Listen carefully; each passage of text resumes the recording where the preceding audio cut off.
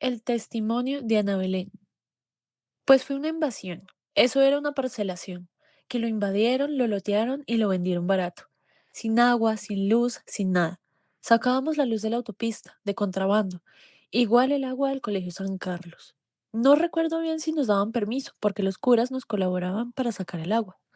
Las primeras casas sí eran chocitas, en tabla y lata, para poder posicionarse en el terreno, o si no se perdía.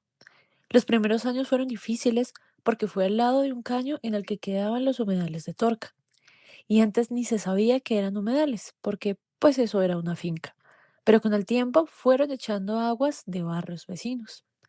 Lo que pasa es que las mismas personas que cogieron eso lo han rotado, porque los fundadores como tal del barrio estamos mi familia y yo. Los demás se han ido, pero la mayoría han muerto. Pero con los que han llegado hemos tenido esa relación corriente de ciudad. Antes habían fiestas entre todos y nos colaborábamos. Antes las mamás nos ayudábamos para amamantar a los hijos de las vecinas y criábamos a los hijos así. De hecho, a mi hija le daba pecho una comadre, porque en ese tiempo se murió mi mamá y yo tuve que irme. Dejé la niña y la comadre la amamantó mientras yo tardé unos 5 días. La historia de Belén repite la de miles de desplazados colombianos. Para entender por qué llegó a ese lugar, hay que volver a 1946, cuando Ospina Pérez asume la presidencia. Aunque prometió garantías, el nombramiento del ministro Juan Montalvo, apoyado por Laureano Gómez, y su lema de someter a los liberales a sangre y fuego, encendió la persecución política.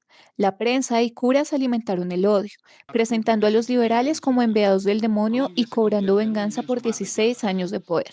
Jorge Eliezer Gaitán, favorito para 1950, fue asesinado el 9 de abril de 1948. Su muerte desató la furia liberal y una región alzó la voz. Belén lleva esa memoria. Su raíz no es solo personal, es la huella de la violencia partidista que la obligó a migrar. Lengupaba, fin de los dominios del cacique. La provincia de Lengupá, del páramo de Vijagual a las llanuras del Casanare, arrastra violencia desde la conquista, pero también un fuerte arraigo liberal, gracias a Ezequiel Rojas, quien difundió el liberalismo económico por toda la región. Tras el asesinato de Gaitán, los habitantes se alzaron en armas, los rumores y la guerra crecieron.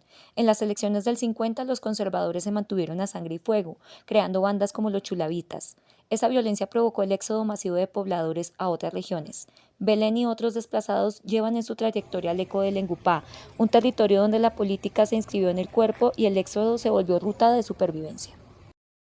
Mis tíos, mi mamá me contaban acerca de la violencia del 48, del cual ellos fueron víctimas.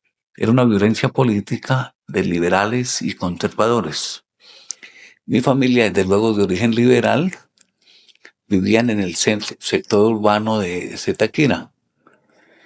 Cuando empezó la violencia, empezaron a ser hostigados, presionados, especialmente por algunas personas de política conservadora, que vino a agravarse posteriormente cuando hizo arribo una famosa policía que llamaban Chulavita.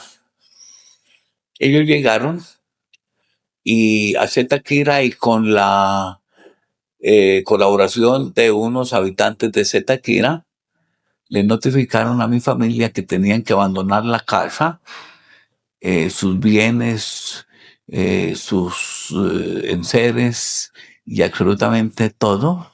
Y fue como ellos se desplazaron para el municipio de Ramiriquí, prácticamente de la noche a la mañana, sin absolutamente nada.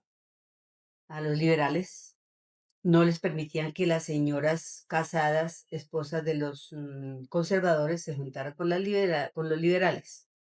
Entonces empieza esa pelea entre sí y hacerlos pelear porque era así, no les vendían el mercado. Ah, caramba. Entonces los liberales tampoco eran ningunos bobos. Entonces mi papá se juntó con un grupo, mi papá se llamaba Ignacio Pulido, mi madre Tránsito Pulido, se van con un grupo de señores que eran morales y morenos hacia las afueras del municipio y hacen un paro y acaparan el mercado y lo compran para ellos también. Ok.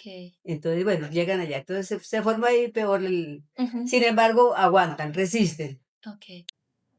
El éxodo por la guerra bipartidista llevó a los habitantes de la provincia de Lengupá a lugares desconocidos en la capital de la ciudad. Sin embargo, algunos contaron con apoyo y se ubicaron laboralmente. Otros tuvieron que empezar desde cero. El barrio Canaima fue desarrollado a principios, o sea, a finales de los años 70, comienzos de los años 80, sobre todo en los barrios 80, cuando un grupo de ciudadanos bogotanos, migrantes, campesinos, como siempre en estas ciudades, van a los límites de la ciudad para invadir territorios que se suponen han sido abandonados por sus dueños. Y entonces allí pues las personas que yo conozco fueron e invadieron estos territorios. Habían unas personas que pues que dirigían dicha invasión. Eso se ha hecho a lo largo y ancho de toda Colombia, ¿no?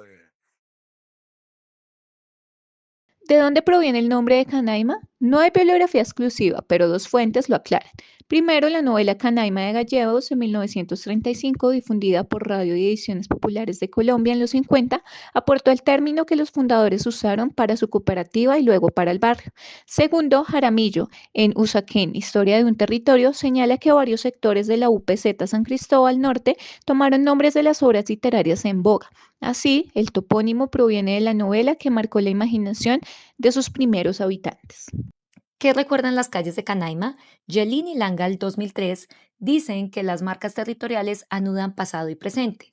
Aquí el paso de las mulas con papa y el bus articulado comparten la misma cuesta, pero el Estado decide si la marca se activa o se silencia al omitir el éxodo boyacense. Fabri 2010 muestra que esa omisión es un gesto vaciado. Se repavimenta la calle pero no se financia el archivo oral. Se mejora la circulación y se borra quién la trazó. Domínguez 2019 propone una pedagogía de la memoria, que estudiantes contrasten fotos de potreros de los años 50, calculen ocupaciones informales y enlacen historia con responsabilidad presente. Y Traverso 2000 nos recuerda mantener la tensión entre testimonio como el de Doña Belén y la articulación de historia en los barrios. De vuelta por mi región, paisanos míos, como lo había prometido, Patanoa la esperanza, mis correderos de niño, Cacal y Juracambita hoy les canto con cariño. Hormigas y Guanatá, tierra bendita, no piensen que les olvido, el centro de mi Zetaquira, ustedes son el motivo que inspiraron a este negro a ser un cantor genuino. Me siento muy orgulloso, sinceramente, de mi pueblo y sus vecinos, Miraflores y Rondón, Bermeo cuánto le estimo, y el que quiera visitarle seguro es bien recibido. En Páez y en Sirací.